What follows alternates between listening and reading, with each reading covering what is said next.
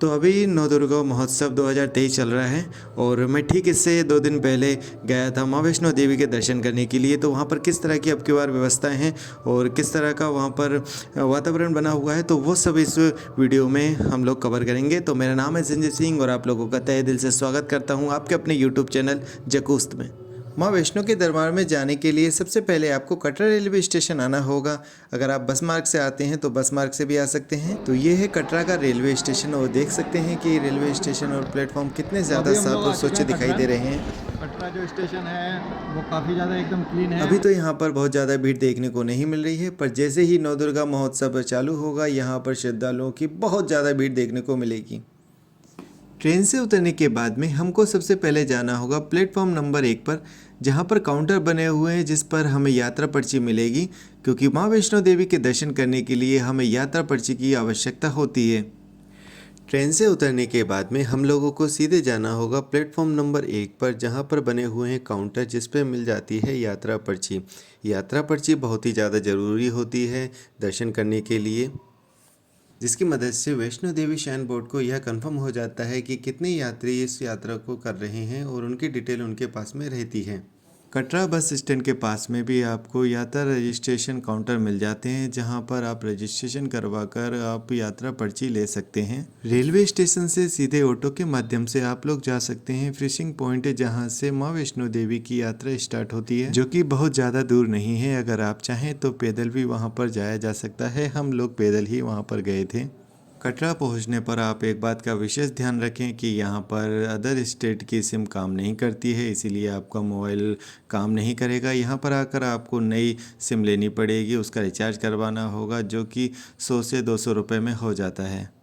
तो अब हम लोग पहुंच गए थे यात्रा के पहले पड़ाव फिशिंग पॉइंट। यह यात्रा का पहला पड़ाव है। यहाँ पर FRID चेक की जाती है, जिसे यात्रा पर्ची कहा जाता है। इसके बाद में आपकी चेकिंग होती है, आपके सामान की चेकिंग होती है। उसके बाद में आगे यात्रा के लिए निकला जाता है। इसी पॉइंट के आसपास में बने हुए हैं लॉकर, जहाँ पर आप अपना सामान को जमा करवा सकते हैं। याद रहे आपकी अभी चढ़ाई बहुत ऊंची है, इसीलिए जो भी अतिरिक्त सामान है वो यहीं पर जमा कर जाएं, ताकि आपको उसमें ज़्यादा थकान महसूस ना हो। तो यहाँ से हमारी यात्रा स्टार्ट हो जाती है। भवन में पहुंचने के लिए 2 मार्ग हैं, एक नया मार्ग और एक पुराना मार्ग। तो अभी हम लोगों ने पुराना मार्ग लिया है, क्योंकि यहाँ पर कई सारी दुकानें भी देखने को मिल जाती हैं और खाने पीने की व्यवस्था आपको जगह जगह मिल जाती है। फ़ोटो खिंचवानी है तो उसके लिए फ़ोटोशॉप वगैरह यहाँ पर काफ़ी सारे हैं, तो इन सब का आप आनंद लेते हुए जा सकते हैं। घोड़े खच्चर इसी मार्ग पर चलते हैं, तो यहाँ पर थोड़ा सा आपको चलने में सावधानी भी बरतनी पड़ेगी, घोड़े खच्चरों से बचना होगा। रास्ते में हमें एक लंगर भी दिखाई दिया था, तो वहाँ पर हमने भोजन प्राप्त किया था। उसके बाद में हम वापस से अपने मार्ग में बढ़ गए थे। बोल दो जय माता दी, जय माता दी, जोर से बोल लो जय माता। तो भाई हमारे पुराने वाले जो रास्ता है उससे इस रास्ते का एक फ़ायदा ये है कि यहाँ पे आपको मार्केट भी देखने को मिल जाता है। और नए वाले रास्ते में अगर आपके पास में बहुत छोटे बच्चे हैं तो उनके लिए आप बोकर भी ले सकते हैं। यहाँ पर 200 से लेकर 300 रुपये में बोकर मिल जाता है किराए पर, और जब आप वापस आएंगे तो उनको रिटर्न कर देते हैं। मेरे साथ में मेरा भतीजा था जो कि बिल्कुल भी नहीं चल रहा था, इसीलिए मुझे उनको लेकर चलना पड़ा था। बोकर मैंने नहीं लिया था, तो थोड़ी सी मेरे को थकान हो गई थी और हम लोग पहुँच रहे थे अर्धकुंवारी की ओर। ये एकदम खड़ी चढ़ाई है। चढ़ाई करते हुए आप डंडे का भी सहारा ले सकते हैं, जो कि 30 रुपये से लेकर 50 रुपये के बीच में मिल जाता है। मार्केट में काफ़ी सारी खाने पीने की चीज़ें भी मिल जाती हैं, तो यहाँ पर आपको खाने पीने की कोई भी दिक्कत नहीं आएगी। अगर फैमिली के लिए आपको फ़ोटो लेनी है तो यहाँ पर कई सारे फ़ोटो शॉप हैं, जहाँ पर आप फ़ोटो निकलवा सकते हैं। फ़ोटो शॉप की दुकानें भी मिल जाएंगी, यहाँ पे आप फ़ोटो खिंचवा सकते हैं।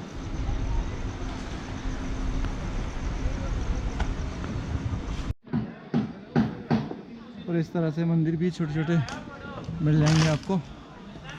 यह है इच्छापूर्ण माँ भगवती दर्शन। रास्ते में चरण पादुका मंदिर मिला था, जिसके हमने दर्शन नहीं कर पाए थे क्योंकि रात हो चुकी थी और हम लोगों को जल्द से जल्द पहुंचना था अर्धकुंवारी। अगर आपको शॉर्टकट लेना है और जल्दी पहुंचना है तो यहाँ पर सीढ़ी नुमा भी रास्ते बनाए गए हैं, जहाँ पर आप चढ़कर जा सकते हैं, पर इसमें थकान अधिक हो जाती है। मेरा ये पर्सनली मानना है, क्योंकि मैंने एक चढ़कर देखा है। रास्ते में बहुत अधिक बारिश हो गई थी, इसीलिए सड़कें पूरी गीली हो चुकी थी और हम रात को करीबन 3 बजे पहुंच गए थे अर्धकुंवारी। तो रात को यहाँ पर ठंड बहुत ज़्यादा हो चुकी थी और यहीं पर अर्धकुंवारी में बने हुए विश्राम गृह जहाँ पर हम लोग रात को रुके थे और यहाँ पर कंबल भी मिल जाते हैं, तो कंबल लेकर आप यहाँ पर विश्राम कर सकते हैं। पर भीड़ बहुत अधिक हो जाती है, तो इस बात का हमेशा ख्याल रखें कि यह निश्चित नहीं है कि आपको यहाँ पर जगह सोने के लिए मिल ही जाए। अगर आपके पास में अतिरिक्त सामान है तो यहाँ पर क्लॉक रूम में आप उसे जमा भी करवा सकते हैं और लौटते हुए यहाँ से सामान वापस कलेक्ट कर सकते हैं। तो मैं आपको बता देता हूँ कि यहाँ पर कंबल हम लोगों ने रात को कहाँ से लिए थे। तो यहाँ पर ये जो रूम बना हुआ है, यहाँ पर कंबल रात को मिल गए थे और 100 रुपये आपको जमा करवाने होते हैं सिक्योरिटी के रूप में, और जब आप रिटर्न करते हैं तो वो सारे 100 रुपये मतलब 100 रुपये पर कंबल के हिसाब से जमा करवाते हैं और फिर बाद में सारे रिटर्न कर दिए जाते हैं। आप ये देख सकते हैं कि कितना अच्छे तरीके से सुंदरता से इस पूरे परिसर को बनाया हुआ है। अच्छा, यहाँ पर एक गर्भ गुफा भी है माता रानी की, तो उसका अगर आप दर्शन करना चाहते हैं तो आपको यहाँ से जाते हुए नंबर लगाना होगा और जब वापस आप रिटर्न आएंगे तो लगभग तब तक आपका नंबर आ चुका होता है। करीबन 12 से 13 घंटे भी नंबर आने में लग जाते हैं, तो इस बात का हमेशा ध्यान रखें कि जब भी आप यहाँ पर आ रहे हैं तो पहले नंबर लगा दीजिए, उसके बाद में आप भवन की ओर जाइए ताकि आपको लौटते हुए नंबर आ जाए। तो ये आप लोग देख सकते हैं कि गर्भ गुफा में जाने का रास्ता यहाँ से है और सामने ही आपको नंबर प्लेट दिख रही है।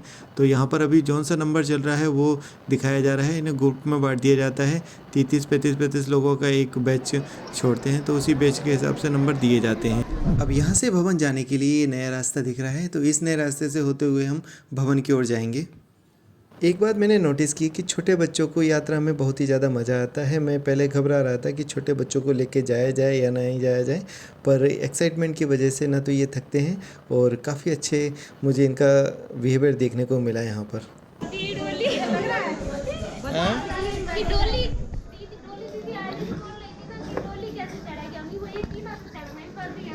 मौसम बहुत ही ज़्यादा अच्छा हो गया था क्योंकि रात को बारिश हो गई थी और हल्के हल्के बादल यहाँ से दिखाई दे रहे थे। ऐसा लग रहा था कि मानो हम ऊपर हों और बादल नीचे हों। तो बहुत ही अच्छा मौसम हो गया था और ये जो नया रास्ता है वहाँ पर ना आपको खच्चर दिखाई देंगे, ना वहाँ पर आपको घोड़ा गाड़ी दिखाई देगी।